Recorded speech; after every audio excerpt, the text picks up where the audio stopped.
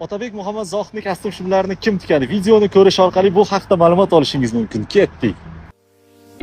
Bu inson asl quva farzandi bo'lgan. Hozirda Farg'ona shahrida tikuvchilik faoliyati bilan shug'ullanayotgan 14 yillik tajribaga ega bo'lgan Ulug'bek Odilov ukamiz bo'ladi.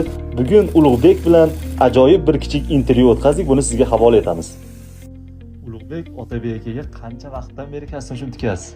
Otabek aka tikishni boshlaganimizga 5 yil bo'ldi aka. Aha. 5 yil davomida Turkiyada konsertlar o'tkazdi. O'sha yerdagi kostyum shimlarni ham biz qilib berdik. 11 yillik tanaffusdan keyin Toshkentda Xalqlar do'stligi saroyida konsert qildi. O'sha yerdagi kostyum shimlarni ham biz qilib berdik, chiroyli qilib bizga nasib qilgan ekan. Undan tashqari Otabek akani sheriklari, masalan, deylik, san'atkorlardan Abdulla Qurbonov, yana ko'plab san'atkorlarga Otabek aka kostyum shimlar zakaz qilib olib berdilar aka. O'sha yerdagilarni. Gapi. Ularni ham boshlaganmiz aka. Bu kostyum shimimiz ham Otabek akani o'ziga maxsus kelyapti. Otabek. Bunga babichka, poyislar bo'ladi. Mana qora shimlar уже tayyor bo'lib qoldi. Aha. Menimcha buni mustaqillik bayramiga kiysa kerak. Bu bayramga.